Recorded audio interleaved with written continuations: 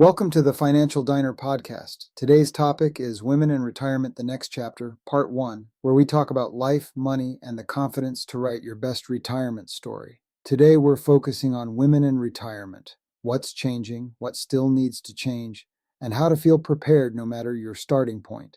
I'm John Crowley, owner and founder of Stonehenge Advisor Group LLC. My specialty is retirement planning. This is one of my favorite topics because when women get a clear plan, their confidence and outcomes often soar.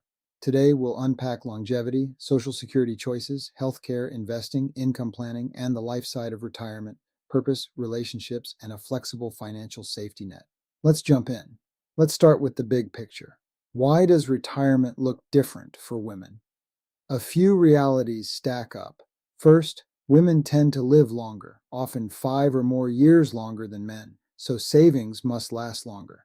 Second, many women have nonlinear careers, caregiving breaks, part-time work, or job changes that can reduce lifetime earnings and retirement contributions.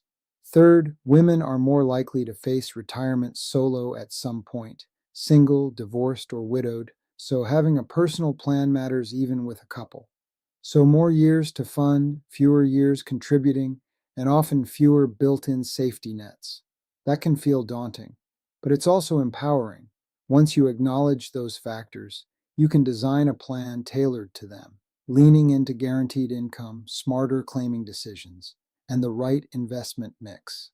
Let's talk longevity and inflation, the silent forces. Longevity is a risk multiplier. The longer you live, the more likely you'll run into bear markets, health events, and the drag of inflation. A plan for women must assume a longer time horizon and test multiple scenarios.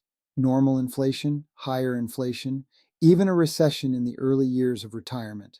That brings up confidence. Many women I speak with are terrific budgeters but hesitate on investing decisions. The confidence gap often isn't a knowledge gap, it's a translation gap. Women want clarity on why a choice works, how it protects them, and what the trade-offs are. When we model outcomes with plain language, the confidence shows up very quickly. So the prescription is transparency, scenario testing, and ongoing education, and a plan that evolves because the next chapter keeps getting written. Social Security is often the foundation. What should women consider? 3 things. First, timing, because delaying your benefit increases it by roughly 8% per year after full retirement age up to age 70. For a longer life expectancy, a higher lifetime benefit can be a powerful hedge against outliving assets. Second, spousal and ex-spousal benefits may offer options tied to a current or former spouse's record. Third, survivor benefits matter, with rules around early claiming and switching between benefits later. Coordinating the sequence matters. We line up your ages, health history, work plans, and income needs. Then we test 3 paths: claim at 62, claim at full retirement age, and delay to 70.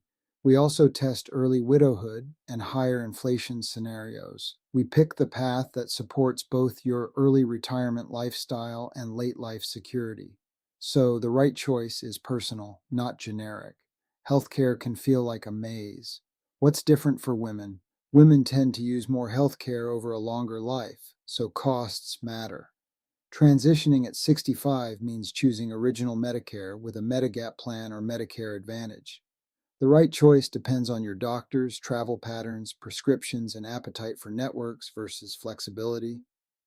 Long-term care is another major consideration because women are more likely to live alone and need paid care longer. That can strain assets if it isn't planned for. How do you plan for long-term care without over-insuring? We start with realistic care assumptions. Home care first if possible, then the possibility of assisted living or skilled nursing.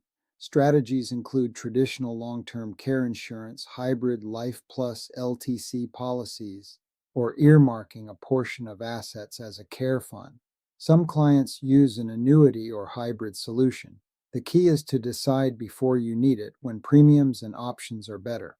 This concludes part 1 of Women in Retirement, the Next Chapter. Please join me for part 2, Investing with Purpose, Risk, Buckets, and Income You Can Count On.